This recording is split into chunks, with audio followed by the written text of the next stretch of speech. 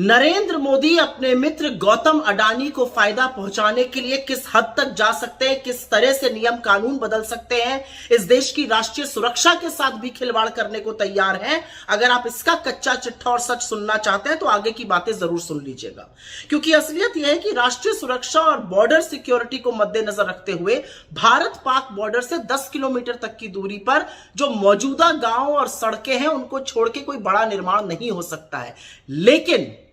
असलियत यह भी है कि मोदी जी के परम मित्र गौतम अडानी आज की तारीख में पाकिस्तान बॉर्डर से महज 1 किलोमीटर की दूरी पर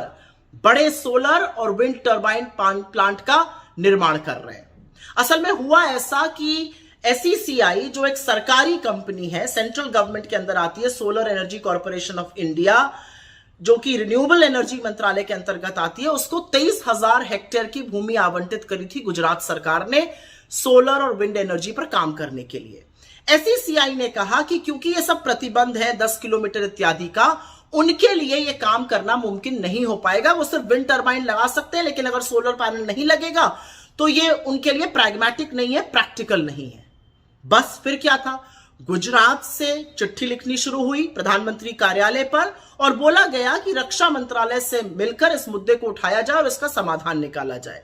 अप्रैल 2023 की यह बात है। 21 अप्रैल 2023 को एक बड़ी बैठक बुलाई गई दिल्ली में, जिसमें कि गुजरात के अधिकारी आए, न्यू एंड रिन्यूएबल एनर्जी मंत्रालय के लोग आए, SECI के लोग आए और मिलिट्री ऑपरेशंस के डायरेक्टर जनरल तक उसमें उन्होंने भाग लिया।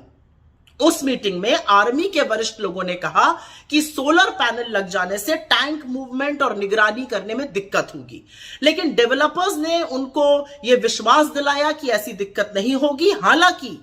आर्मी ऑफिशियल्स ने बोला था सोलर पैनल का साइज बदला जाए, जिसको खारिज कर दिया गया इस डिमांड को। और उसके बाद रक्षा मंत्रालय ने उसी दिन यह फैसला लिया कि और मंजूरी दे दी कि पाकिस्तान से 2 किलोमीटर की दूरी पर, बॉर्डर से 2 किलोमीटर की दूरी पर सोलर पैनल और 1 किलोमीटर की दूरी पर विंड टर्बाइन लग सकती हैं।